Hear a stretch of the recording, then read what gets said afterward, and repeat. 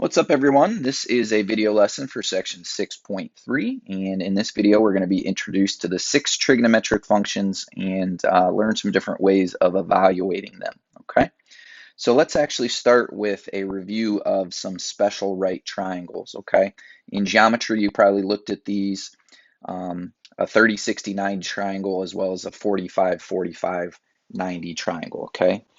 So the 30, 60, 90 triangle, the leg that is across from the 30-degree angle, we're going to say that has a length of 1 unit. The leg that's across from the 60-degree angle has a length of radical 3 units, and then the hypotenuse has 2 units for its length. Okay. Now, the next triangle, it's the same triangle, I've just changed the orientation of it. Okay, so still across from 30 degrees is a length of 1 unit, across from 60 degrees is radical 3, and across from 90, the hypotenuse is 2 units. For a 45, 45, 90 triangle, the legs are both going to be 1 unit in length, and the hypotenuse is radical 2 units. Okay. So we'll see these at play in some examples as we move through this lesson and beyond, okay? Now also recall in the last section we reviewed some special radian measures that you want to have memorized. Let's review them again. 30 degrees is equivalent to pi over 6. 45 degrees is equivalent to pi over 4. 60 degrees is equivalent to pi over 3. 90 degrees, pi over 2. And 180 degrees is equivalent to pi. If you know those, it's going to be very helpful in converting other radian measures to degrees very quickly. So for instance, 5 pi over 6, I can think of that as 5 times pi over 6. And I know that pi over 6 is 30 degrees, so 5 times 30 degrees means that this is equivalent to 150 degrees. Same thing with negative 9 pi over 4. I'll think of that as negative 9 times pi over 4, which is negative 9 times 45 degrees, or negative 405 degrees. And then 6 pi, we could just think of as 6 times pi, which is 6 times 180 degrees, or 1080 degrees. Okay. All right, now let's look at the trig functions, okay? And we're going to start this from a circular approach. Suppose we have a circle with the equation x squared plus y squared equals r squared. So that's a circle that has a center at the origin and a radius of r. We're going to let point P with coordinates x, y just be a random point on the circle so that it can define an angle theta, okay? And what I mean by that is the terminal side of the angle theta is going to be passing through the point P, okay? So right here's point P, and here's our angle. Notice it's in standard position, and the radius of the circle we're saying here is r, okay? So based off of this, we have 6 trigonometric functions that relate the angle theta with the coordinates of that point P and the radius of the circle. So sine of the angle theta is defined to be the y value of that point divided by the radius. Cosine of the angle theta is the x coordinate of that point divided by the radius. And then tangent of the angle theta is your y coordinate divided by your x coordinate. Okay. Now the other 3 trigonometric functions are the reciprocals of the ones that they are to the right of. Okay, so the cosecant function is the reciprocal of sine, which means it's defined to be r over y. Secant is the reciprocal of cosine, so it's defined to be r over x. And cotangent is defined to be the reciprocal of tangent, so x over y. Okay, so let's utilize these trig definitions now. All right, let's say we have a terminal ray of an angle theta passing through the point -4, 3 on a circle. We want to find the value of all 6 trig functions for that angle, okay? So let's picture the angle first in standard position. Okay, so notice I've got that point passing through the, or that terminal side passing through the point -4, 3, okay?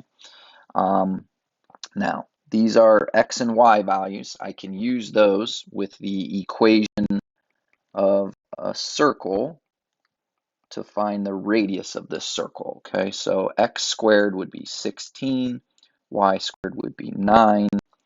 That's going to be 25 equal to r squared. So r here is going to be 5. It's got to be positive 5 because it's representing a radius, okay?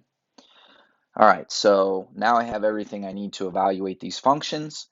We define sine of our angle to be y over r. So in this case, for this particular angle, that would equal 3/5. Cosine of the angle is defined to be x over r.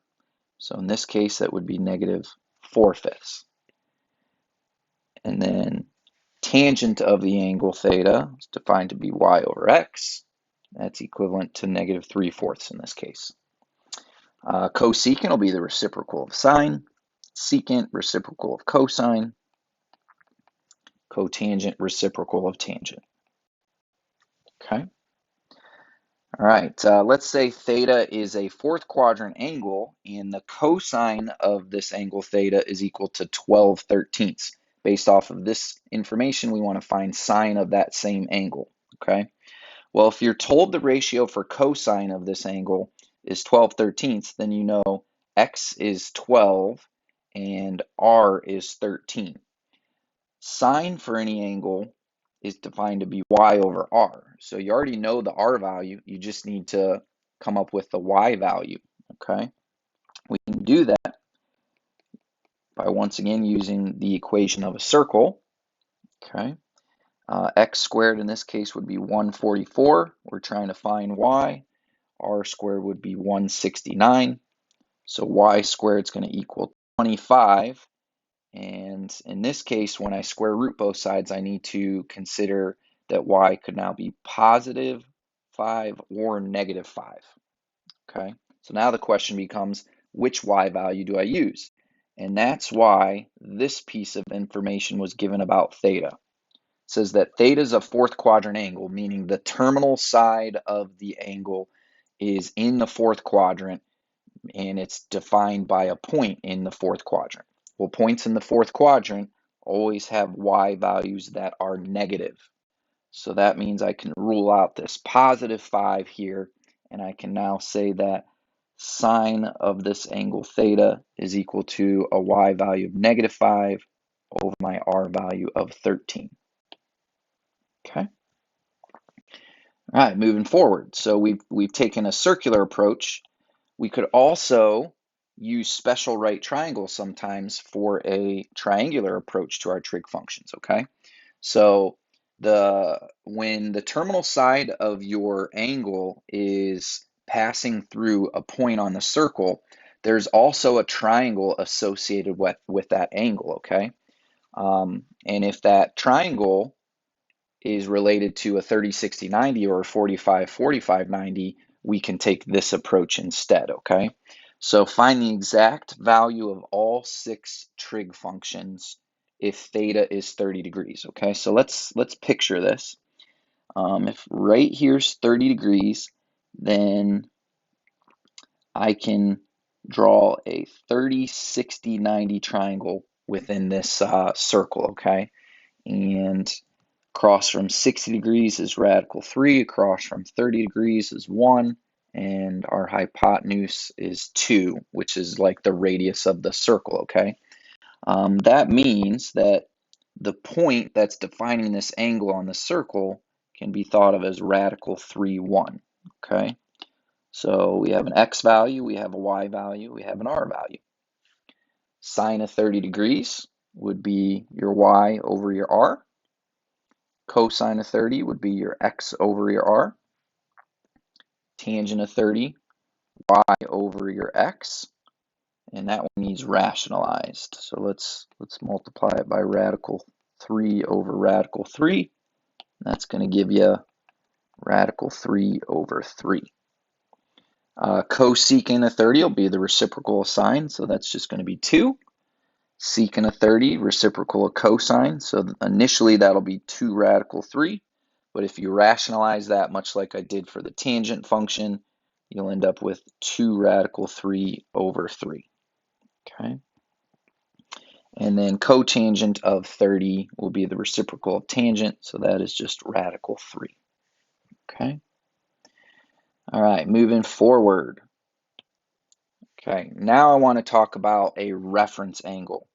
A reference angle for any angle theta is the acute positive angle alpha formed by the terminal ray of theta and the x-axis. Okay, so let's break that down.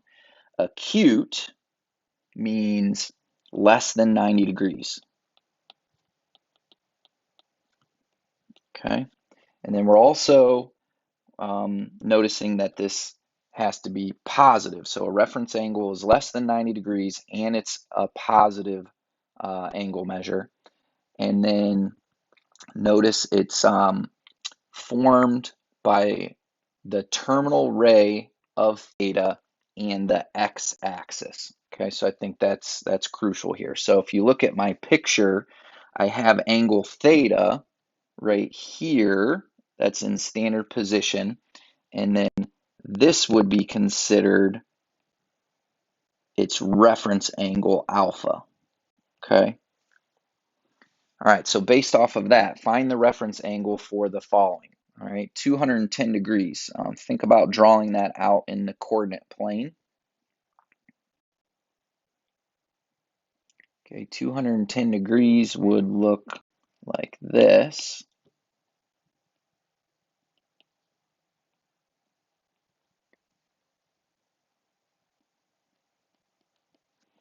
And there would be a 30-degree angle between its terminal side and the negative x-axis right here.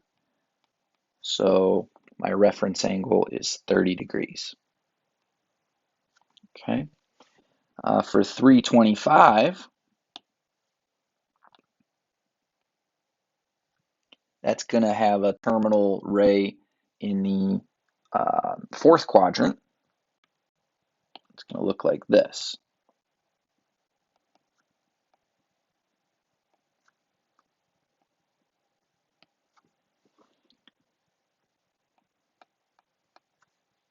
And that would mean that this angle right here is my reference angle. I can just subtract 325 from 360, and that'll give me 35 degrees. Okay. All right, what about a negative angle measure? Okay, so negative 100 would mean I'd have to rotate clockwise to create my angle when I'm in standard position. Rotate this way. So there's your negative 100, and then the reference angle would be over here. And remember, it's got to be a positive measure. That's going to be 80 degrees between that terminal side and the negative y-axis. Okay. All right, and then lastly, 429 degrees. That's going to be more than one full revolution. Okay, so I'm going to rotate 429 degrees to create this angle. And the reference angle would be right here, and I can find that by taking 429 and subtracting it by one full revolution, or 365, and that's going to give me 69 degrees. Okay. All right, now if a trig function can be evaluated for its reference angle, then it can also be evaluated for theta. Okay, so the reference angles become very important in trying to evaluate our different trig functions, okay? And that brings me to my last slide for this video, okay? So in order to use your reference angles to evaluate your functions, you're also going to need to know about the signs of your trig functions in the different quadrants, okay? And to help us with that, I have a mnemonic device, okay? The mnemonic device is all students take calculus, and each one of those words is assigned to a quadrant of the coordinate plane, okay? And these will tell you which trig functions are positive in each quadrant. Okay, so let's write that out. Tells you which functions are positive in each quadrant. Okay, so in the first quadrant, all 6 trig functions are positive. That's because if you are a point defining the angle in the first quadrant, both your x and your y value are positive values, okay? In the second quadrant, it's only going to be the sine and the cosecant functions. So sine and cosecant are reciprocals of each other. Those are the only functions that are going to be positive in that quadrant, okay? So when I say students is being assigned to quadrant 2 here, that S is what I want to focus in on. The S for students corresponds to the S in the word sine, okay? And the reason that sine and cosecant are positive in quadrant 2 is based on the fact that points in quadrant 2, they have a y value that's positive. However, x values are negative, and x values are associated with our other trig functions, okay? How about the tangent function in the third quadrant? Take stands for tangent, so it's tangent and its reciprocal of cotangent that are positive down there. And then in the fourth quadrant, calculus is the C in calculus is gonna stand for cosine, okay? So it's the cosine function and its reciprocal, the secant function, that are positive in that quadrant, okay? All right, so based off of that, find each value, okay? So cosine of 210 degrees, okay? Here's how I'm going to reason this out. Draw out your 210 degree angle. First of all, just to see what quadrant it is in, okay?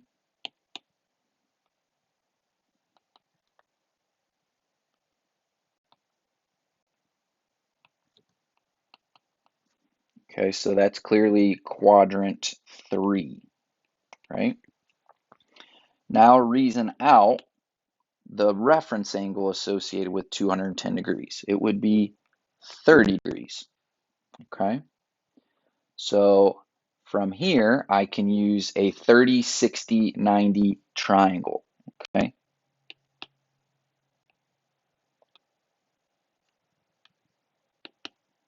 I'm going to draw it so that it's also positioned in the third quadrant, okay? So side lengths would be 1, radical 3, and 2, but now you have to consider that this is technically, since it's in the third quadrant, the terminal side of the angle is passing through a point with negative radical 3, negative 1 as its coordinates, okay? So you have an x value, you have a y value, you have an r value that you can use to evaluate the function, and we're going to say that it's equivalent to our y value, or I'm sorry, our x value over our r value, okay? So see how I'm using the 30-degree reference angle to help me reason out my values of x, y, and r. And then this mnemonic comes into play. Notice that since the angle is in the third quadrant, the cosine function has to be negative in the third quadrant. So that's how I know this should be negative radical 3 over 2. Okay. All right. How about cosine of 11 pi over 4? Okay. 11 pi over 4 is equivalent to 495 degrees. Okay.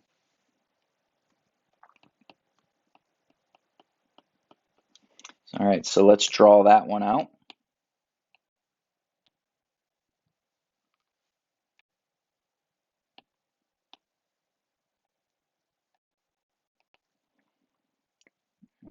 If I rotate 495 degrees, that's going to put me into the second quadrant. Okay, 495, if you subtract that from 365, you end up with a coterminal angle of 135 degrees. And then that's going to make your reference angle just 45 degrees in quadrant 2. Okay. Now when you're in quadrant 2, cosine should still be negative, right? So keep that in mind. And we're going to use a 45-degree reference triangle now. Okay.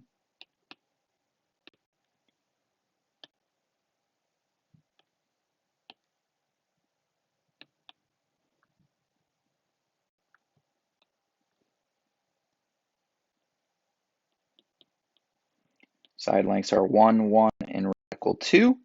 And the point that would be defining our angle has to be thought of as the point of negative 1, 1, where the y value is positive, but our x value is negative. Okay. So x, y, and r. Cosine, once again, is defined to be x over r, so this is going to be equivalent to negative 1 over radical 2, which of course is negative radical 2 over 2. Okay. All right, now the nice thing about all of these is that you can check them on your calculator. So like if you were to type in cosine of 210 degrees, it's going to give you the decimal approximation for negative radical 3 over 2. Just make sure your calculator is in degree mode when you check it like that.